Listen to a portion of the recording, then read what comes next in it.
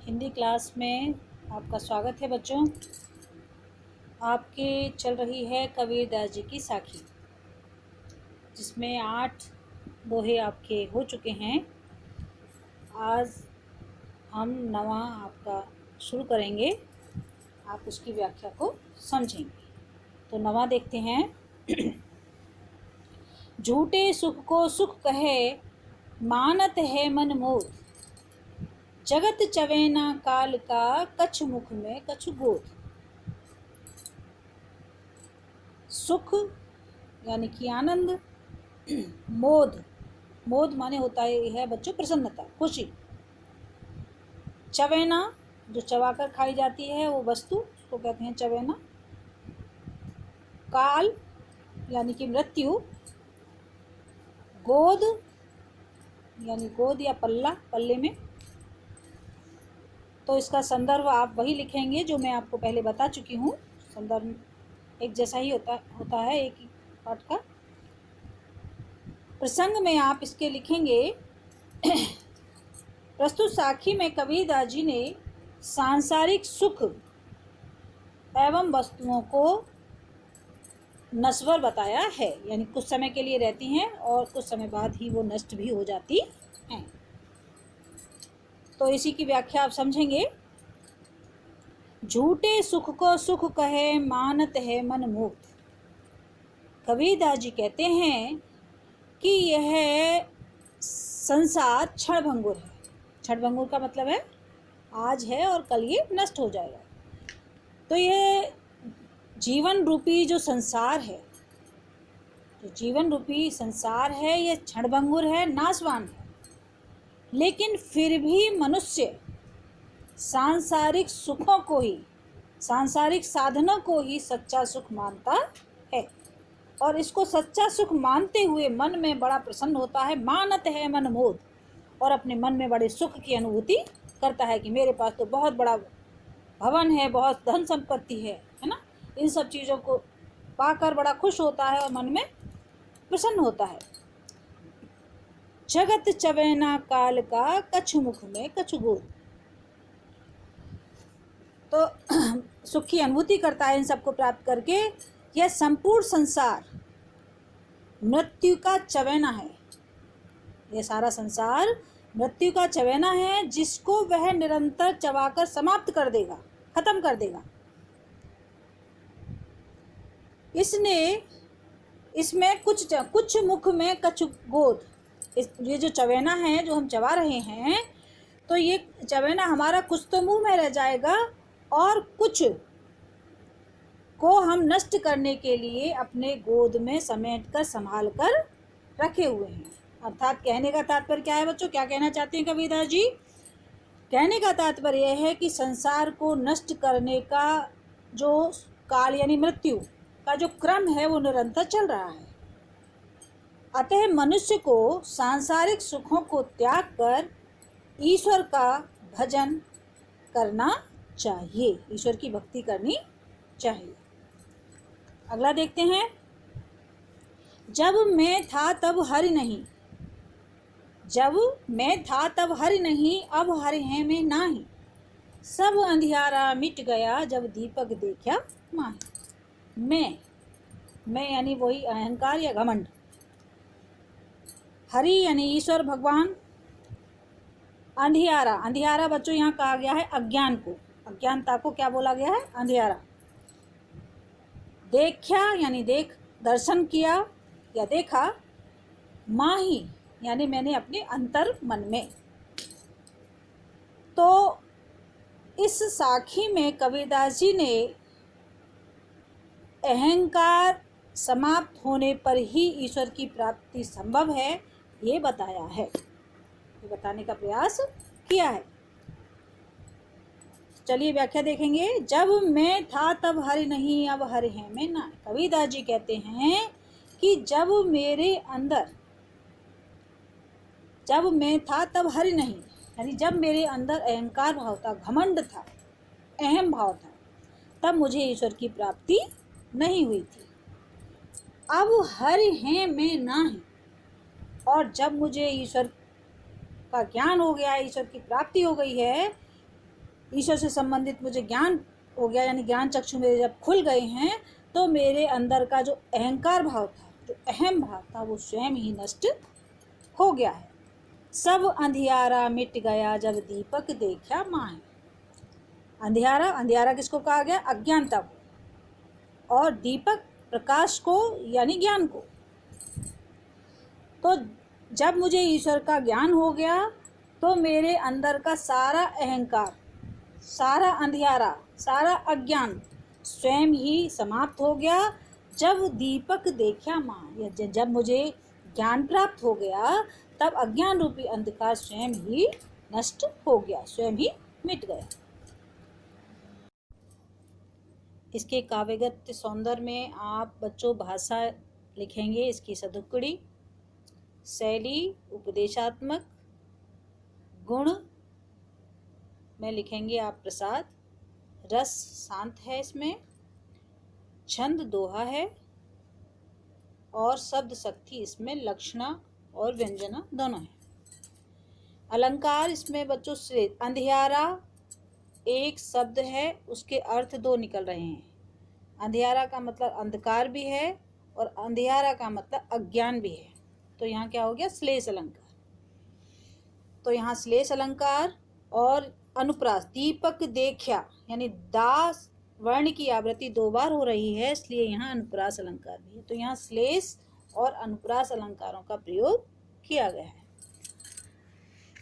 अब साखी नंबर 11 देखेंगे। कबीरा कहा गरविया ऊंचे देख आवास, काल पर्यो भय लोटना ऊपर जामे घास। गरविया यानी गर्व करना, घमंड करना, आवास यानी निवास, देख यानी देखकर, काल माने कल, परयु यानी पड़ेगा, भय माने धरती पर, भव्य माने धरती पर।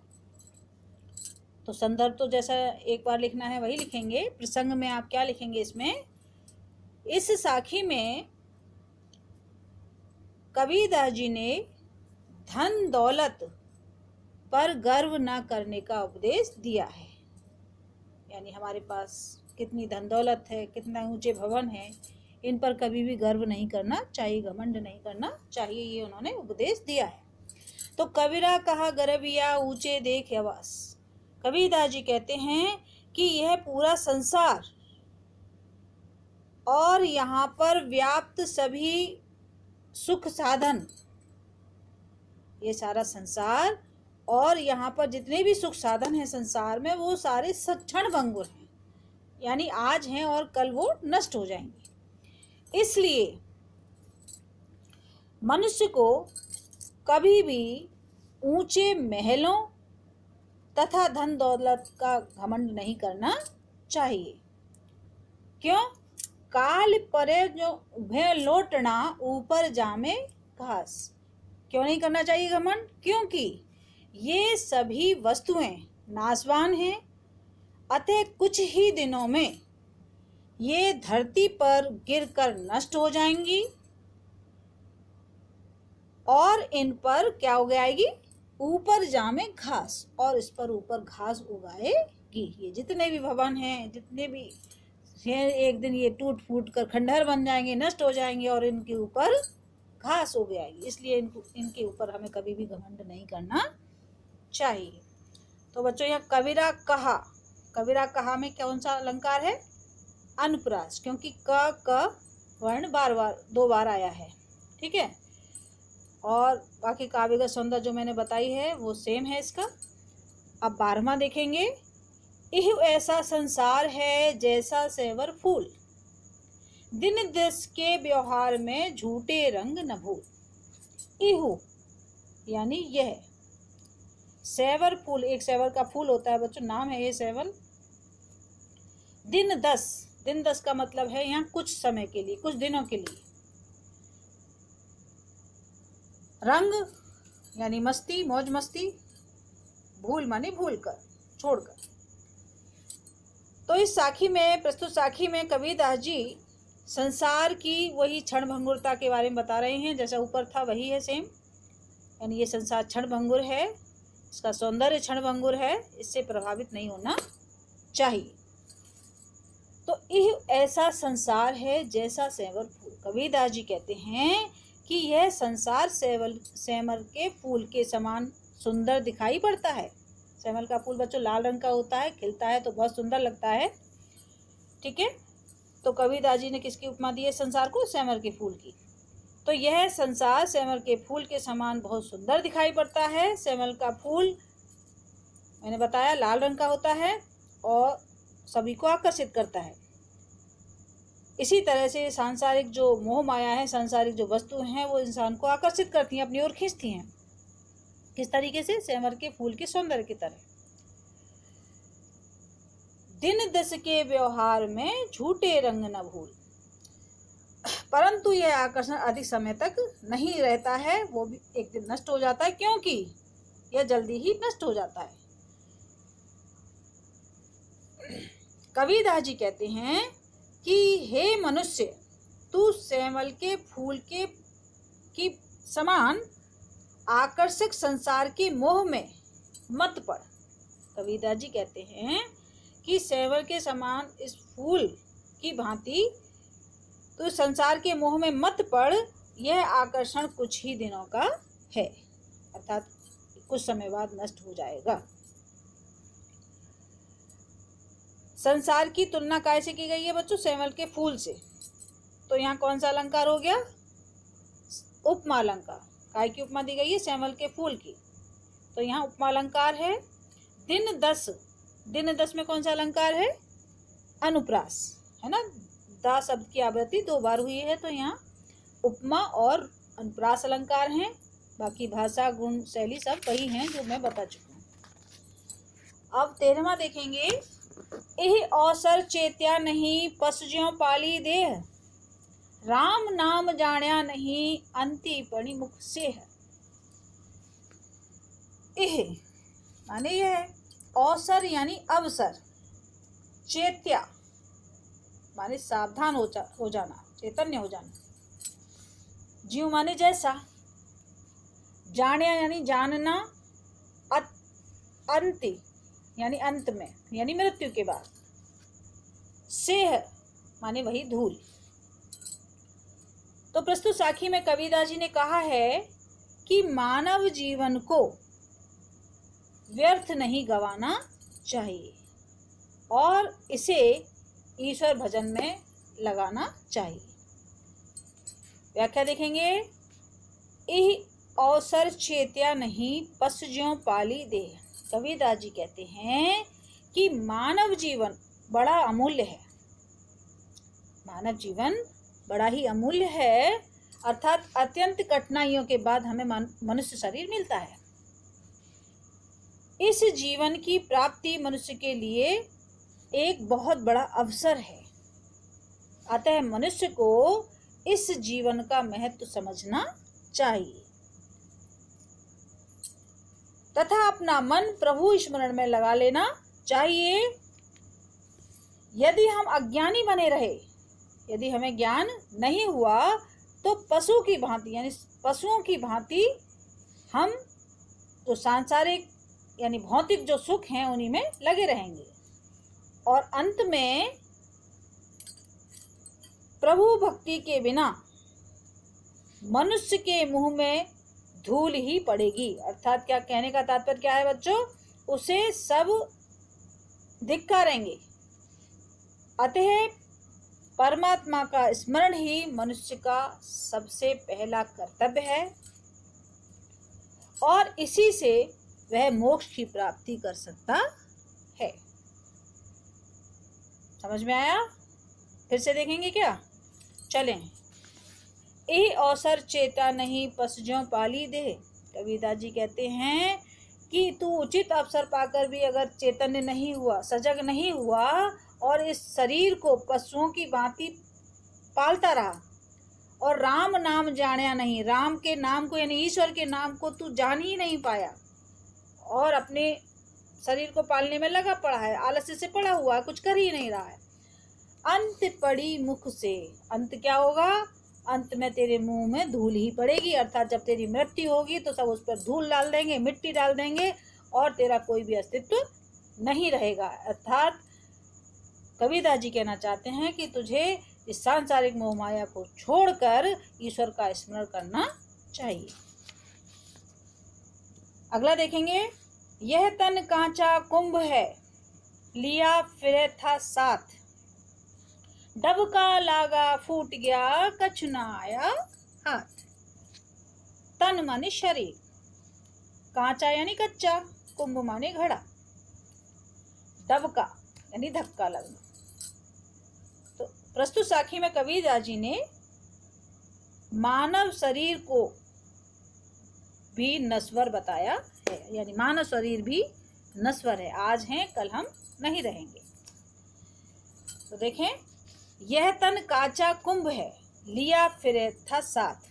कबीरदास जी कहते हैं कि हे मनुष्य, तू जिस शरीर को अपना समझकर सदैव उसे स्वस्थ और संभाल कर रखता है, जिस शरीर को अपना समझकर तू उसे संभाल कर रखता है, वह शरीर तो एक कच्चे घड़े के समान है, जो कष्ट आने पर क्षण भर में नष्ट हो जाएगा।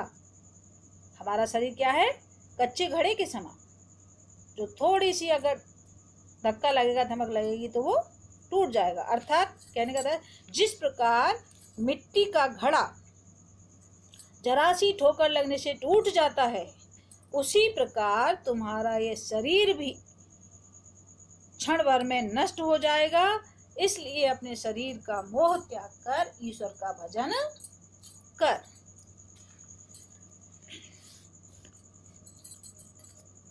इसमें बच्चों तन कुंभ में तन जो है उपमेय है और कुंभ यानी घड़ा उपमान है, में दोनों में समानता दिखाई गई है। तो तन शरीर को क्या बताया है? घड़ा, घड़े के समान। और तो इसमें क्या हो गया? रूपक अलंकार। कांचा कुंभ, कांचा क और कुंभ का वर्ण की आवृत्ति हुई है, इसलिए यहाँ पर अनुप्रास अलंकार है। तो यहाँ रूपक और अनुप्रास अलंकारों का प्रयोग हुआ है। बाकी भाषा शैली गुण सब वही हैं जो आपको हम बता चुके हैं। अगला देखें, कबीरा कहा गरविया, देह देख सुरंग। कबीरा कहा गरवियो, देही देख सुरंग, बीछनिया मिलियो नहीं, ज्यों कांचली भुजंग। गर्वियां यानी गर्व करना, घमंड करना, देही माने शरीर, सुरंग यानी सुंदर, रंग, बिछड़िया बिछड़ना, अलग होना, कांचली सर्प होता है बच्चों, सांप होता है, उसके ऊपर जो उसकी ऊपर की खाल होती है उसको बोलते हैं कांचली। भुजंग यानी सांप। तो प्रस्तुत साखी में कबीरदास जी ने मनुष्य को अपने शरीर पर गर्व यानी घमंड ना करने के लिए कहा है कि मनुष्य को कभी भी अपने शरीर पर घमंड नहीं करना चाहिए। व्याख्या देखेंगे, कबीरा कहा गरविया, देही देख सुरंग। कबीरदास जी कहते हैं कि हे जीव, तू व्यर्थ ही बेकार में ही इस शरीर की सुंदरता पर गर्व करता है। यह तो तुझसे इस प्रकार छूट जाएगी, बीछड़ियां मिलियो नहीं, ज्यों कांचली भुजंग। ये तो तुझसे इस प्रकार दूर हो जाएगी, इस प्रकार छूट जाएगी, जिस प्रकार सांप के शरीर से उसकी कैंचली छूट जाती है, जो फिर से कभी भी उसके शरीर पर वापस नहीं चढ़ती है। उसी तरह से जिस प्रकार सर्प की कैंचली दोबारा उस पर नहीं चढ़ती है उतरी हुई, उसी प्रकार से अवस्था ढल जाने के पश्चात, यानी जब तू बूढ़ा हो जाएगा, तब मनुष्य पुनः पूर्व रूप में दोबारा लौटकर कभी नहीं आता है। यानी जब वो बूढ़ा हो जाता है तो उस पर फिर से जवानी कभी नहीं आती है।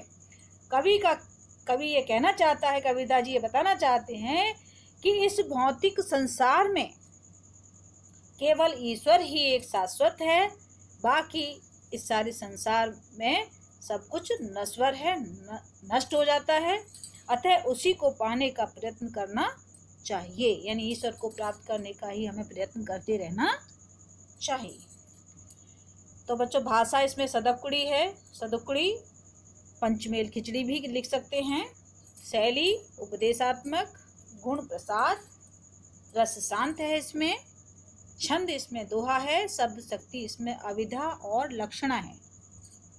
कबीरा कहा अनुप्रास अलंकार, और मानव शरीर की नश्वरता की तुलना कैसे की गई है बच्चों? भुजंग से, यानी सांप की कैंचुली से। तो इसमें उपमा अलंकार भी है, सांप की कैंचुली से इसकी उपमा की गई है, तो यहाँ उपमा अलंकार भी है। तो अनुप्रास और उपमा अलंकार भी यहाँ पर हैं। तो बच्चों ये साखी आपकी पूरी हुई, ठीक है। इसमें से आप, मैं कुछ बता चुकी हूँ आपको पहले भी, अब इसमें से आप 10वीं वाली साखी, 12वीं और ये 14वीं, ये 3 साखी आपको ससंदर्भ, यानी संदर्भ सहित, पहले आप संदर्भ लिखेंगे, फिर प्रसंग लिखेंगे और फिर व्याख्या और काव्यगत सौंदर्य, जो मैंने आपको बार बार बताया है, समझाया है, इस तरीके से आप इसकी व्याख्या करेंगे जो साखियाँ मैंने आपको बताई हैं। चलिए, धन्यवाद।